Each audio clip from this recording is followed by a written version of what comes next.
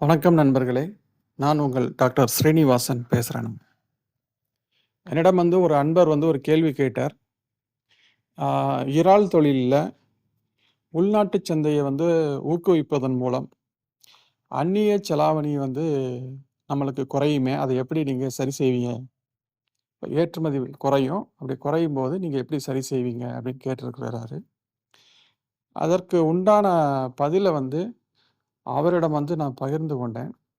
அதே சமயத்துல இது போன்ற சந்தேகமும் நம்மில் பலருக்கும் இருக்கலாம். அதனால தங்களிடமும் இந்த கருத்தை நான் பகிர்வதில் மிகுந்த ஆர்வமாக இருக்கிறேன்.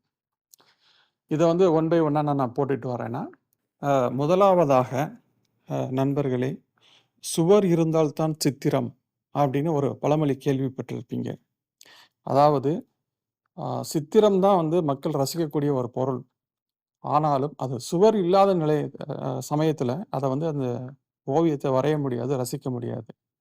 அதுபோல முதல்ல இறால் பண்ணை இந்த ஏற்றுமதியால் வரக்கூடிய சிக்கல்களால் நலிவடைந்து, நொடித்து காணாமல் போய்விடக்கூடாது என்பதுதான் முதல் குறிக்கோள்.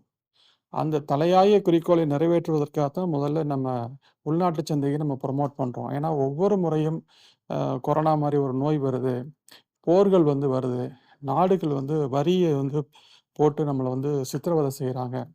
இந்த மாரி அந்நிய சக்திகளுடைய தாக்கம் நம்முடைய தொழிலை நசுக்கி ஒழித்து விடக்கூடாது.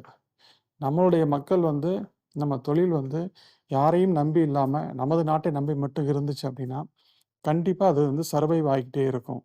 முற்றிலும் வெளிநாட்ட சார்ந்திருந்துச்சு அப்படின்னா, கண்டிப்பா ஒரு காலகட்டத்தில இந்த மாரி பல பிரச்சனைகளை சந்திக்கும். இப்போ இந்த உள்நாட்டு சந்தைய நம்ம ஏற்படுத்துறது மூலமாக, ஒரு பஃபரிங் மாரி, அதாவது ஒரு தேவைக்கு அதிகமாக வீட்டுக்கு மழை பெய்யுதுன்னு வச்சுக்கோங்களேன். அந்த தண்ணிய நம்ம பாத்திரத்தில பிடிச்சு வச்சுட்டு, மழை இல்லாத சமயத்தில நம்ம யூஸ் பண்ணிக்கிறோம் இல்லையா? அது மாரி நம்ம பஃபரிங் பண்றதுக்கு உள்நாட்டு சந்தை மிகப்பெரிய அளவில இருக்கும்.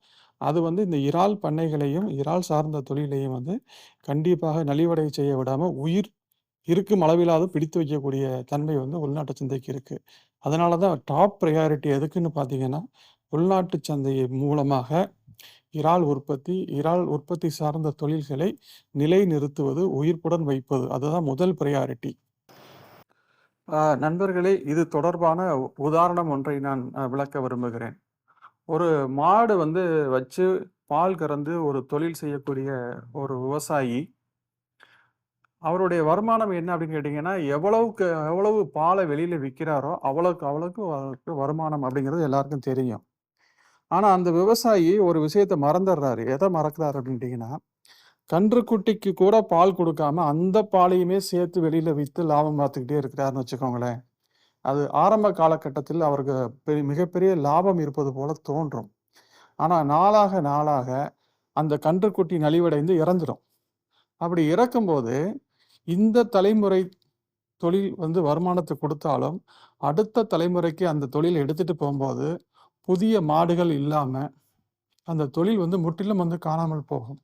அதுபோல தான் இது. நம்ம ஏற்றுமதிய மட்டுமே முதல்ல ஃபோக்கஸ் பண்ணி வருமானத்த நம்ம நெனச்சுக்கிட்டே இருந்தோம்னா, உள்நாட்டு சந்தை உயிரில்லாமல் போகும்ங்கிற ஒரு தாற்பரியத்தை நம்ம மறந்துர்றோம். அதனால இந்த உள்நாட்டு சந்தைங்கிறது எப்படி கன்றுக்குட்டிக்கு ஒரு சிறிதளவு பால குடுத்து இந்த தொழிலை ஒரு உயிர்ப்பாக வைத்திருக்கிறோமோ, அதுபோல செய்ய வேண்டிய நிர்பந்தம் இந்த காலகட்டத்தில் இருக்கு என்பது உண்மை. நன்றி நண்பர்களே! நன்றி.